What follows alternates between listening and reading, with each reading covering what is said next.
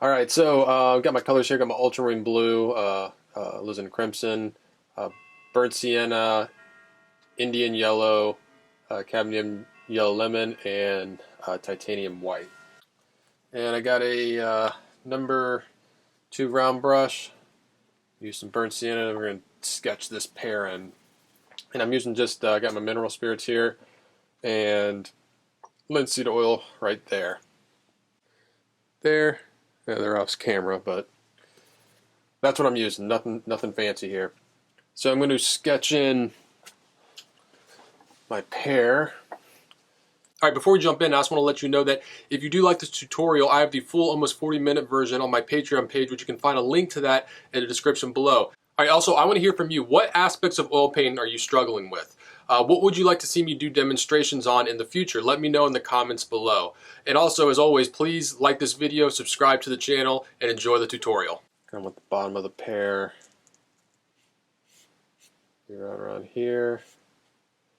I'm going to be drawing in straight lines. I just find it helps. With just like understanding the angles of everything. Highly recommend at least trying to draw in this way. They actually sell, you know, little still life fruit, like fake fruit like this for painting and drawing that actually is flat. So it's like, you know, an apple or a pear or something, but it's got no curves in it. Everything's like, you know, these flat planes, and it's for this exact purpose of kind of being able to see the different angles and planes when drawing it. And if you like, you can always block in your shadows. You got this main shadow going on here. And the first thing I'm going to do is get this shadow side put in. So I'm going to take it's kind of like a dark brownish green. So I'm just going to start with my ultramarine blue, and I can mix in that sienna. Instead of taking the regular yellow, I'm just going to go straight to this Indian yellow. At this point, I'm just worried about big shapes. I just want to get this shadow shape in. I know there's a lot of other fun little details going on within this shadow, but I'll worry about that later. Now, light side. Branch off here. Blocking in big shapes, trying to see the big picture here. Simple.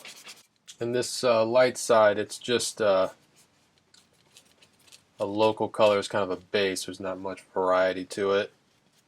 Just kind of a middle ground of all the different highlights I see. I always like to get my backgrounds in pretty early, or at least a indication of them, so I know where I'm, like where I stand in terms of value, and you know what it's going to look like with the background. A lot of times you wait till later to put a background in, and then you realize like that it just doesn't go right. Like you didn't build the painting accordingly. Just going to take some of this, throw it in here on the pear, because all light, you know, reflects off each other. There's going to be shades of this background reflecting in the pear. I'm also paying attention to the different contrast between the pear and that, value-wise. Making sure I get that accurate. As the pear goes back into space, you know, back this way, less light's going to be hitting because the light's coming from this way. I'm working on this Arches oil paper. It's good for little sketches like this. It's pretty absorbent though. Pretty dry, but it gives you a lot of control if that's what you're looking for. So again, the bottom of this pear, it's curling in, so it's getting there's going to be less light under this curve at the bottom here. So, all these little angles and stuff, and it understanding them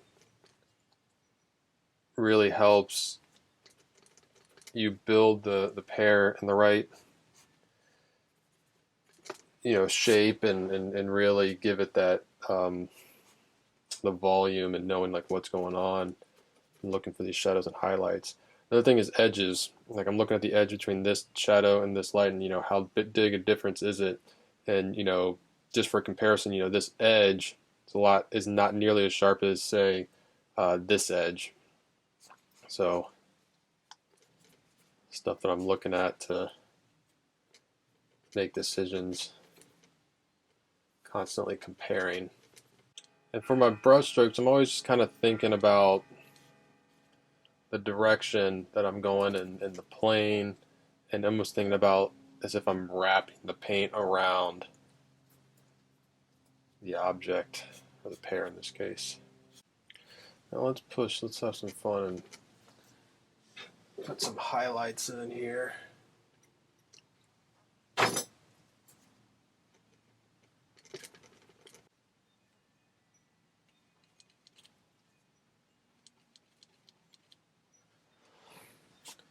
I'm not going too crazy with them. It's a common mistake I see people do, is they just get super bright with their highlights.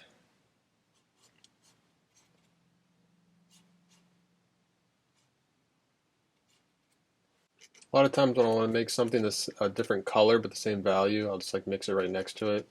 Like this part of the apple, it's the same value, but it just gets a little redder up top here. But it's the same value. And so much of this, of creating this, curved, I guess you'd say smooth, is getting rid of any, harsh edges. Like kind of got this edge right here, a little too harsh. Just softening that will make it read more of how you want it to read. I never really blend when I'm painting. I just put down values, and if I need a gradient, I'll adjust the values. The really fun part, really bright highlights. See, I'm not going to full white though.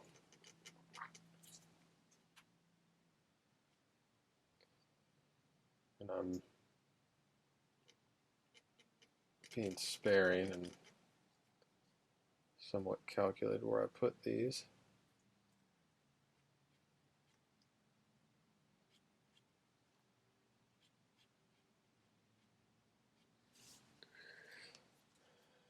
Now there is, I feel like I could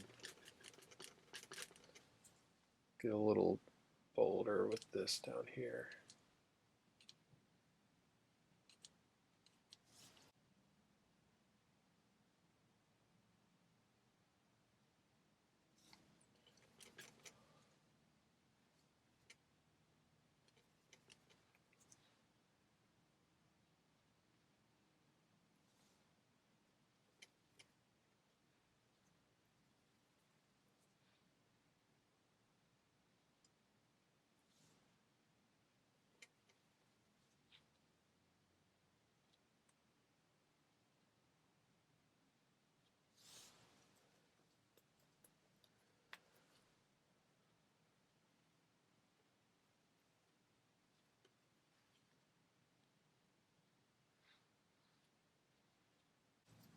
And now you can, at this stage, a lot of it is preference on like how much you want to get detailed and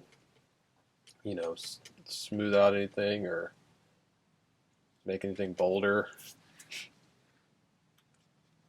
because everything looks like a pear. We're pretty much there. So at this point, it's really identifying little problem areas. Like down here, I want to make this a little warmer.